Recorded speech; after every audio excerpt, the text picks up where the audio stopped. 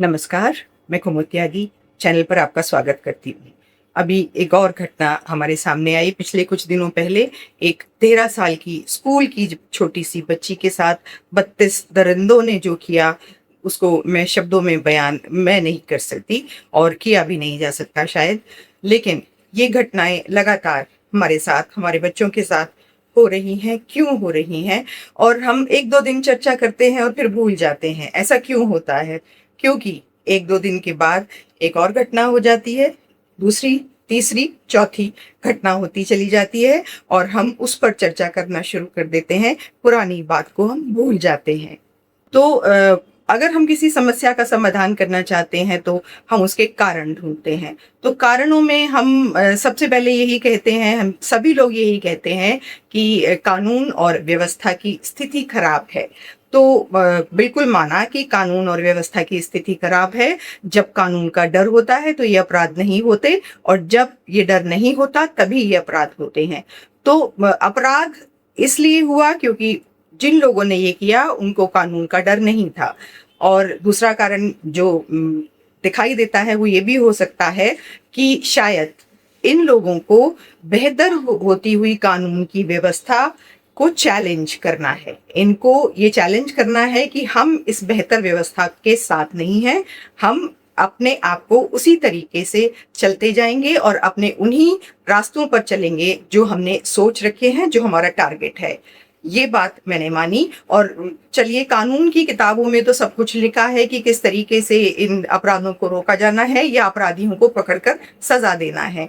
हम अगर इस दूसरे पहलू पर जाएं कि इसमें सामाजिक पहलू क्या है, समाज में हम अपना परिवार, हमारा समाज, हमारी पूरी सभ्यता संस्कृति जो भी हमने अभी हजारों वर्षों में कमाया है, वो सब कुछ हम दांव पर लगा चुके हैं।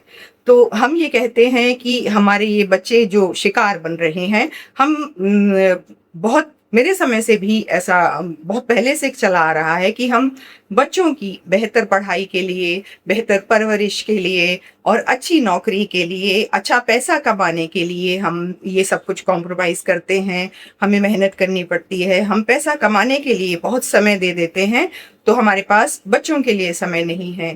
तो मेरा मानना ये है कि अगर मेरे बच्चे के लिए मेरे पास समय नहीं है, तो किसके पास है? मेरे पास अगर वो समय नहीं है जो मुझे अपने बच्चों को देना चाहिए, वो समय मैं अपनी पैसा कमाने के लिए खर्च कर रही हूँ, तो इसमें दोषी कौन है? ये जो चीज़ें हमें अपने बच्चों के लिए लगानी चाहिए, जो साधन, जो समय, जो एनर्जी हमें अपने बच्चों के लिए लगानी चाहिए, वो हम पैसा कमाने पर लगा रहे हैं। एक बिल्कुल सीधी-सी बात है। कभी आपने ऐसा सोचा कि हम अपने घर में हमारी चोरी ना हो, तो इसके लिए हम ताला क्यों लगा कर जाते हैं? हम ऐसा क्यों नहीं सोचते कि पुलिस और कानून बचा लेगा, हमें कोई ज़रूरत नहीं है ताला लगाने की। तो घर के सामान के लिए जो हम ताला लगाते हैं, अपने बच्चों की सुरक्षा के लिए हम ऐसा क्या करते हैं? क्या हमने उनके ऊपर कोई पारिवारिक ज़िम्मेदारी, अपने संस्कृति, सभ्यता, कानून, अपने सनातन या ऐसा कोई भी ताला उनके ऊपर लगाया? हमें ये सब बंदिशें लगती हैं। घर का ताला ठीक लगता है, बच्चों को कुछ संस्कार देना बंदिश है, हमारे लिए भी और हमारे बच्चों के लिए भी। तो इसका दोषी कौन होगा? हम ही हैं, कोई और नहीं है।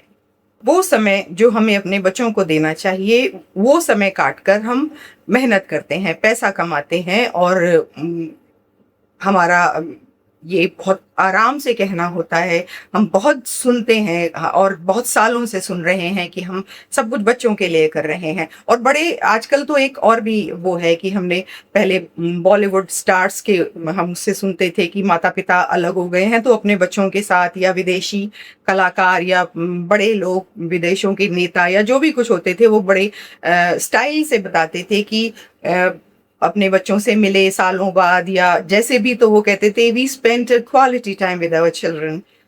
क्वालिटी टाइम, हमारे लोग, हमारे पेरेंट्स, हम ऐसा कहने लगे हैं कि वीकेंड पर या 4 छुट्टियां लेके या 6 छुट्टियां लेके हमने अपने बच्चों के साथ क्वालिटी टाइम स्पेंड किया। क्वालिटी टाइम किसको कहते हैं हम?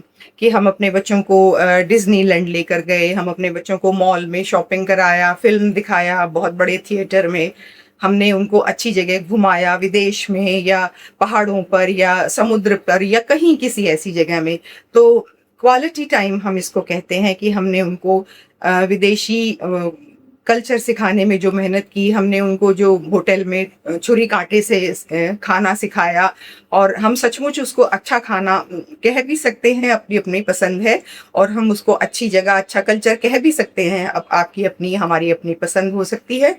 लेकिन वो समय क्वालिटी में जिसने जो आपने बिताया, उसमें देसी क्वालिटी, हमारा अपना कल्चर कहाँ था, हमारी अपनी क्वालिटी कहाँ थी, जो हमारी सनातन की, हमारे देश की, हमारे सभ्यता की क्वालिटी है, वो कब सिखाई आपने या मैंने। इसीलिए हमारी ये सभ्यता का, हमारी नैतिकता का, हमारे बच्चों के चरित्र का भी पतन हो रहा है, और जाने अनजाने हम उसमें सहभागी हैं।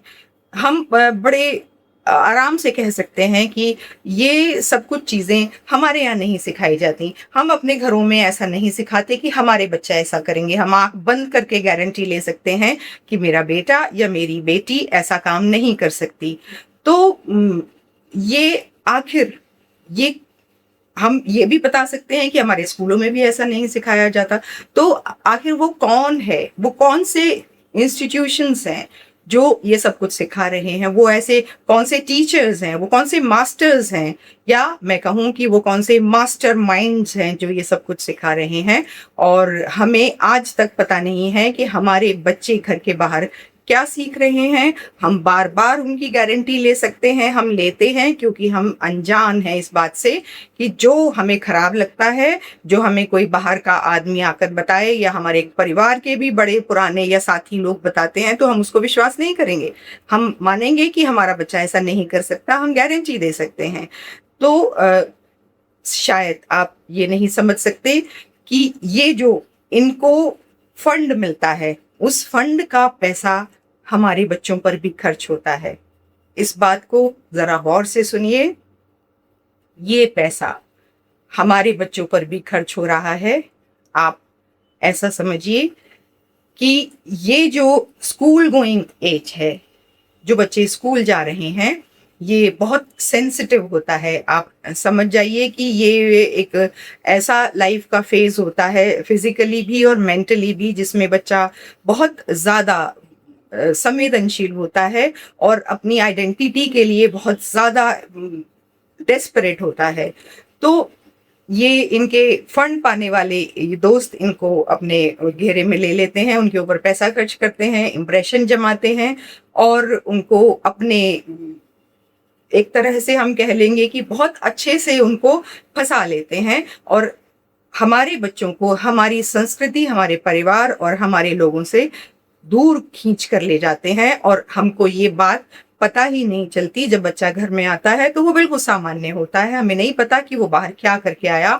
जिस बात की हम गारंटी ले रहे हैं वो उसको न केवल सीख चुका है, वो उस काम को रोज कर रहा है। तो क्या हम इस बात का विश्वास करेंगे? या कोई और अगर हमें ये बात बताने की कोशिश भी करेगा तो क्या हम सुनने को पसंद करेंगे? बिल्कुल नहीं करेंगे। यहाँ भी हमारी एक समस्या आती है।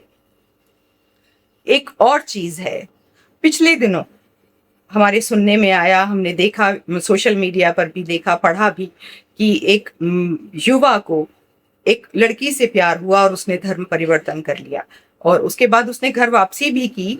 लेकिन ये बच्चे हमारे ऐसा क्यों कर रहे हैं? ये क्या हम जान पाते हैं? हम इन चीज़ों को, जो ये अचानक ये हादसे हमारे सामने आते हैं, क्या हम इन चीज़ों को जान भी पाते हैं? पहले हमें अंदाज़ा भी होता है कि हमारे बच्चे के साथ या पड़ोसी के बच्चे के साथ या हमारे किसी भी जानकार के साथ या उनके बच्चों के साथ ऐसा हो सकता है?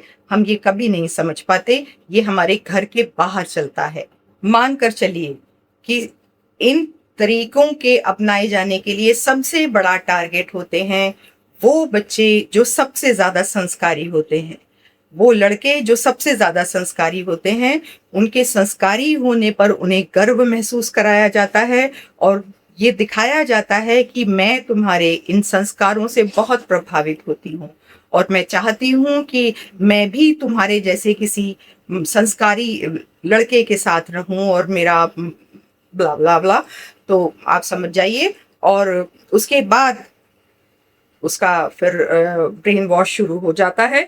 और ऐसा ही लड़कियों के साथ भी होता है कि ये बच्चियां हमारी छोटी छोटी होती हैं, सबसे ज़्यादा जो ये टारगेट होती हैं, ये कौन से कैटेगरी में बच्चे हैं, ये वो लड़कियां हैं मेनली जिनके घरों में झगड़े रहते हैं। लड़के भी ऐसे के लड़कों के साथ भी ये प्रॉब्लम सेम है कि जिनके घरों में प्रॉब्लम होती है, मम्मी पापा के बीच में नहीं बनती, तो वो इन चीज़ों को बहुत जल्दी से दूसरों के साथ बहकावे में आ जाते हैं। और दूसरा एक और भी एस्पेक्ट है कि ये मेरा मैं इसको अनुभव बताना चाहूँगी कि मैंने सिर्फ एक बार का नहीं, कई बार बहुत सारे बात एग्जाम्पल्स ऐसे हैं।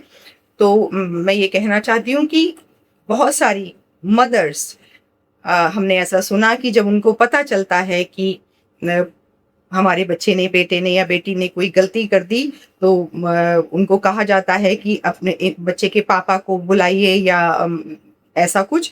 तो वो बहुत एकदम से डर जाती हैं और वो कहती हैं कि कृपया प्लीज बच्चे के पापा को मत बताइएगा, वरना हमारे घर में गड़बड़ हो जाएगी। तो यहाँ पर मैं बिल्कुल ये मत समझिएगा कि मैं किसी फीमेल उसका फेवर कर रही हूँ, ऐसा कुछ नहीं मैं कहना चाहती। और दूसरे पक्ष का भी मैं जानती हूँ कि क्या तरीका है, लेकिन यहाँ पर अगर सारी बातें एग्जाम्पल दिए जाएंगे तो बहुत लंबा हो जाएगा।